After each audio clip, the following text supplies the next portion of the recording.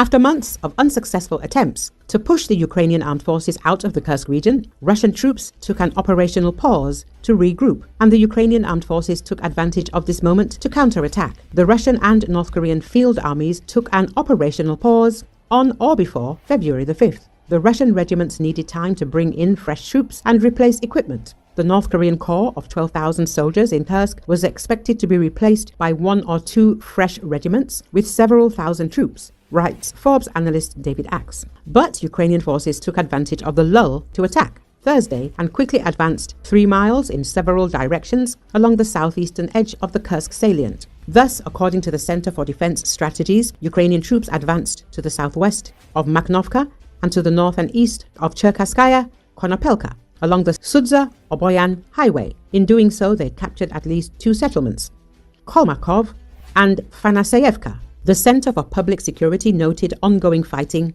in Cherkasskaya Konopelka. But if this is true, then the Russians in the village were bypassed by the main part of the Ukrainian tactical group. This means that they were cut off from the main Russian forces further east, the analyst notes. As Axe notes, the Russians attacked the Ukrainian armed forces with FPV drones, resulting in the Ukrainians losing an infantry fighting vehicle, a VAB wheeled armored personnel carrier, at least 1 mine-protected truck, and a couple of tanks. However, this did not slow down the offensive. At the same time, North Korean troops who were in the process of retreating from the Kursk region were forced to turn around and counterattack Ukrainian forces. The fighting continues, but the analysts updated the final map of Ukraine's control, were confident enough in the Ukrainian advances to mark them on the map. For the first time in weeks, the Ukrainian bulge in Kursk has gotten bigger, not smaller. Axe concludes. On February the 7th, ISW analysts reported that Ukrainian defenders had broken through Russian defenses in Kursk region and advanced deep into enemy territory.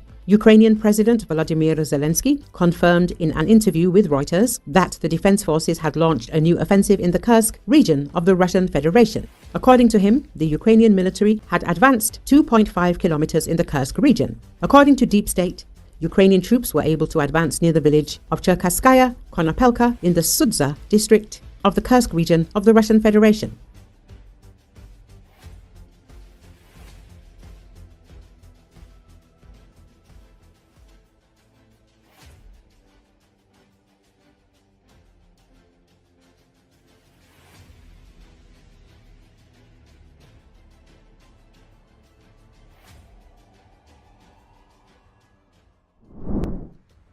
On February the 6th, during a major air raid alert in Ukraine, Russia likely launched its Oreshnik missile in the direction of Kiev, Forbes journalist David Axe writes. No explosions were heard. Ukrainian military man Kirill Sazonov stated that the Oreshnik did not fly far. The missile malfunctioned and exploded on Russian soil. The author of the article notes that there is no independent confirmation yet that the second Oreshnik, which the Russian Federation probably launched in the direction of Ukraine, failed during the flight. There is no official confirmation of the information about the possible use of the Oreshnik during the air raid on February the 6th or about the possible fall of the missile on the territory of the Russian Federation. According to Kirill Sazonov, a Ukrainian war correspondent, the Oreshnik did not fly far. It reportedly malfunctioned and exploded on Russian soil. Everyone knew an attack might be coming. A week after the first Oreshnik strike, Putin threatened to fire additional Oreshniks and specifically warned he'd target decision-making centers in Kyiv, where Ukrainian President Volodymyr Zelenski, top officials and commanders and their staffs work.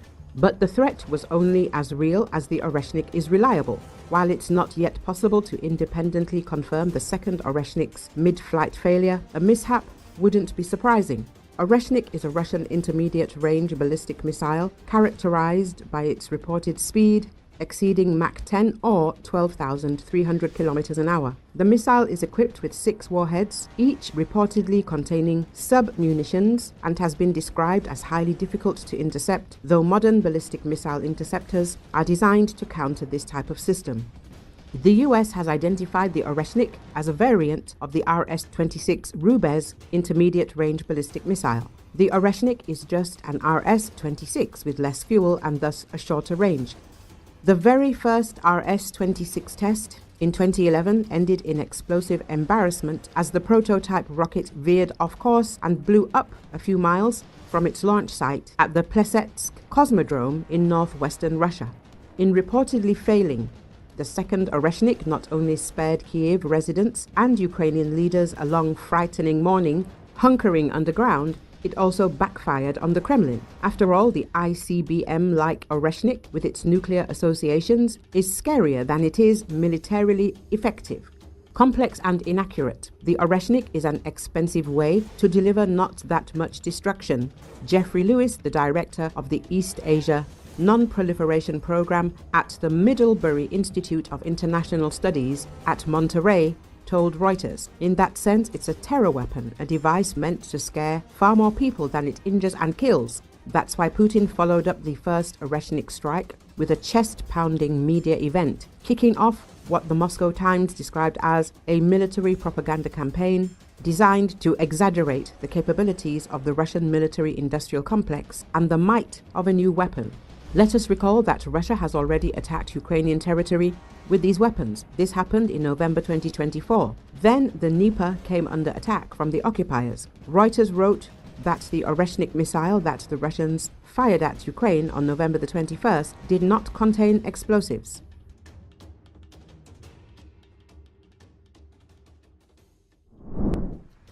Russian army units are losing the ability to coordinate their actions, all because of the Starlink satellite internet system of SpaceX, which has begun blocking accounts en masse due to suspicious activity. This was reported by Atesh. Cyber experts from the partisan movement indicated that Russian soldiers will be able to restore their accounts only after verification, but this is difficult during military maneuvers. The chaos in the Russian army's command system is only getting worse, Atesh emphasized. The global satellite system Starlink, which provided internet access to the Russians, has begun banning the invaders' accounts. According to preliminary data, the mass blocking is related to suspicious activity. Many Russian military personnel have already faced unexpected terminal disconnections, leading to disruptions in unit coordination. Access restoration is possible only after verification, but under combat conditions, this becomes extremely difficult, the message states. The partisans noted that communication problems are exacerbating chaos in the system of the RF occupation army. Moreover, while the occupiers try to find ways to bypass the blocking, the situation at the front for them is only getting worse. The issue of Starlink terminals has been on the agenda for a long time. On April the 1st, the head of the Ministry of Digital Development, Mikhailo Fedorov, reported that Ukraine was doing everything to block the operation of terminals used by the occupiers. Earlier, US-based Institute for the Study of War said that armed forces of Ukraine will gain expanded access to Starshield, a more secure satellite network for Starlink terminals. This will provide Ukrainian troops with an advantage in the technological arms race against the Russian military. The report cites Bloomberg's December the 6th information that SpaceX secured a Pentagon contract to expand Ukraine's access to Starshield. This encrypted version of the Starlink satellite network is capable of transmitting classified data and is harder to jam or hack. The US Space Command's Commercial Satellite Office noted that 3,000 Ukrainian Starlink terminals will gain access to the more secure Starshield network, an increase from the 500 Ukrainian terminals previously connected to it. ISW highlighted that Ukrainian and Russian forces are engaged in an offensive-defensive race, seeking to adapt and innovate their strike capabilities and electronic warfare systems. Starlink is a system that provides high-speed, broadband satellite internet access. Ukraine's armed forces have been actively using it in areas close to the front lines.